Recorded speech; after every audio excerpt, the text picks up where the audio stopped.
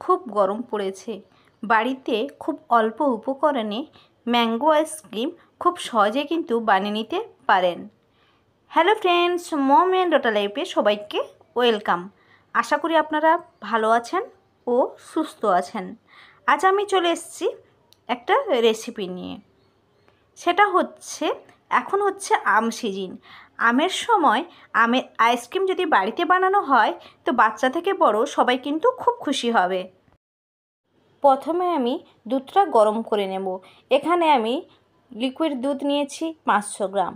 দুধটা একটু গরম হতে এখানে দিয়ে দেব আমুলের গুঁড়োর দুধ। গুঁড়োর দুধটা দিলে কি হবে, আইসক্রিমটা খেতে কিন্তু দারুণ লাগবে। ভালো করে কিন্তু গুঁড়ো দুধটা মিশিয়ে নিতে হবে দুধের সঙ্গে, যাতে ডালা ডালা হয়ে না থাকে। গুঁড়ো দুধটা আমার দুধের সঙ্গে একদম কিন্তু মিশে গিয়েছে। এরপর এর মধ্যে আমি দিয়ে দেব চিনি, পরিমাণ মতো চিনি দিয়ে দিলাম। আর দেব কাজুর পেস্ট।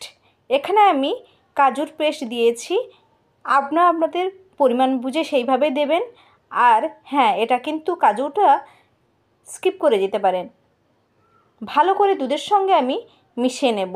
আর এখানে কিন্তু কন্টিনিউ নাড়াচাড়া করতে হবে।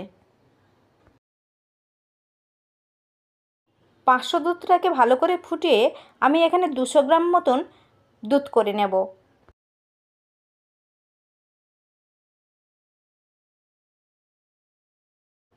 এই দেখুন, 500 দুধ একদম কিন্তু 200 গ্রাম হয়ে গিয়েছে। এইবার আমি গ্যাসটা অফ করে দেব, দিয়ে দুধটাকে ঠান্ডা করার জন্য একটু ফ্যানের কাছে রেখে দেব। আর দুধটা ঠান্ডা হতে হতে এখানে কিন্তু আমি আমটা কেটে নেব। আর আমের সাইজটা দেখেছেন, খুব বড়। আর এখন হচ্ছে আমের সিজন।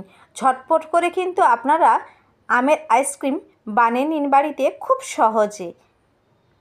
আর আমটাকে আমি কেটে নেব এইভাবে, একটু লম্বা লম্বা করে চানার উপর কেটে নেব। তাতে কি হবে, আমের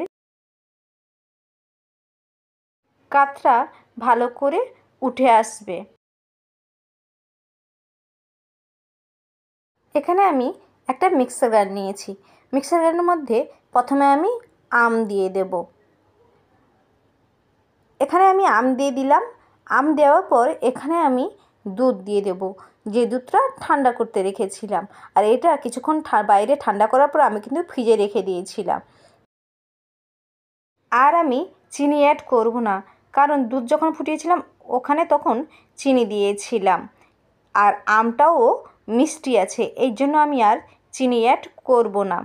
মিক্সার গ্রাইন্ডারে গ্রাইন্ড করার পরে এই দেখুন, একটু চামচ দিয়ে দেখাচ্ছি, এখন কিন্তু একটু দানা দানা থেকে গিয়েছে আমার, আর খুব মোটা হয়েছে।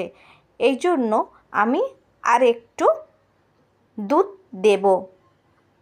তোমরা তোমাদের সেইভাবে পরিমাণ বুঝে কিন্তু দুধটা অ্যাড করো। আবার আমি মিক্সার গ্রাইন্ডারে মিক্স করে নেব। মিক্সার গ্রাইন্ডারে আমার মিক্স হয়ে গেছে। এই দেখুন, আর কালারটা কিন্তু দারুণ এসছে বলুন। এই দেখুন, এখানে আমি একটা আইস মুড নিয়েছি। এর মধ্যে আমি এইবার ম্যাঙ্গোর জুসটা দিয়ে দেব। এইভাবে অল্প অল্প করে কিন্তু দিয়ে দিতে হবে, বেশি দিলে আবার কী হবে, বাইরে পড়ে যাবে। এই জন্য, আর একটু একটু দেখতে পাচ্ছেন দানা আছে, ওই দানাটা একটা দুটো আছে, তখন যখন আইসক্রিমটা খাবেন কিন্তু তখন মুখে পড়লে দারুণ লাগবে। এইবার এটাকে ফ্রিজে রেখে দেব 10 ঘন্টার জন্য। 10 ঘন্টার পর আমি ফ্রিজ থেকে বের করলাম। আর এটাকে এইভাবে রেখে দেব 7 থেকে 8 মিনিট। জলে বসিয়ে দিতে পারেন, আবার না বসিয়ে দিলে কিন্তু 7 থেকে 8 মিনিট রাখলে এমনিতেই আইসক্রিমগুলো উঠে যাবে। খুব সুন্দরভাবে কিন্তু আইসক্রিমগুলো উঠে যাচ্ছে। আমার এই ভিডিওটি যদি আপনাদের ভালো লেগে থাকে, প্লিজ লাইক, কমেন্ট, শেয়ার করবেন। আর আপনার বন্ধু বান্ধবীদের মধ্যে শেয়ার করবেন। তো আজ আসি, আবার অন্য কোনো দিন নতুন কোনো ভিডিও নিয়ে হাজির হয়ে যাব। সবাই ততক্ষণ ভালো থাকবেন, সুস্থ থাকবেন। Bye bye.